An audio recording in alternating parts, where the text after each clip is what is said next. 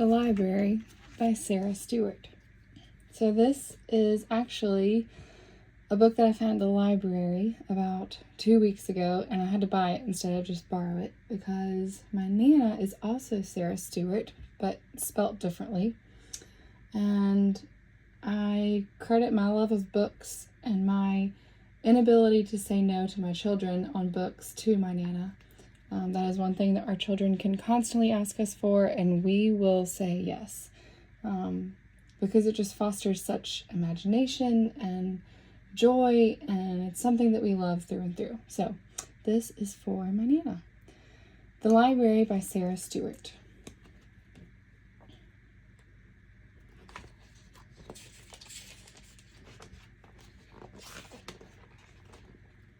Elizabeth Brown entered the world dropping straight down from the sky. Elizabeth Brown entered the world skinny, nearsighted, and shy. She didn't like to play with dolls. She didn't like to skate. She learned to read quite early at an incredible rate. She always took a book to bed with a flashlight under the sheet. She'd make a tent of covers and read herself to sleep. Elizabeth Brown went off to school, dragging a steamer trunk. Elizabeth Brown unpacked her books, breaking the upper bunk. She sat in all her classes and doodled on a pad, adrift in dreams of entering a reader's Olympiad. She manufactured library cards and checked out books to friends, then shocked them with her midnight raids to collect the books again. Elizabeth Brown preferred a book to going on a date. While friends went out and danced till dawn, she stayed up reading late. She took the train one afternoon and promptly lost her way, so bought a house and settled down to tutoring for pay. Elizabeth Brown walked into town, summer, fall, winter, and spring. Elizabeth Brown walked into town looking for only one thing. She didn't want potato chips. She didn't want new clothes. She went straight to the bookstore. May I have one of those? Elizabeth Brown walked right back home and read and read and read. She even read while exercising and standing on her head.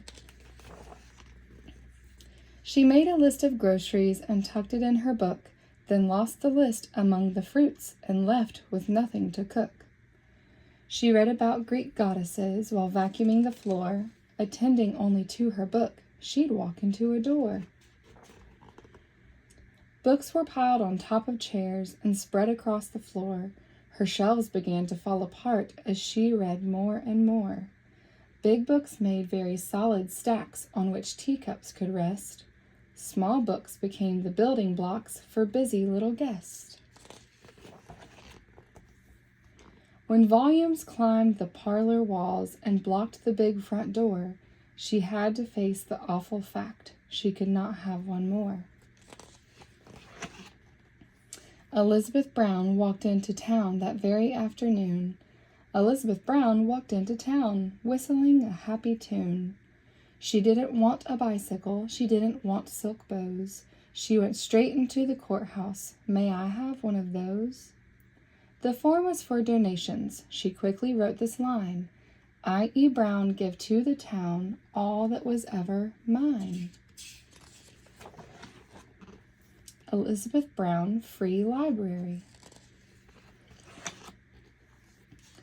Elizabeth Brown moved in with a friend and lived to a ripe old age.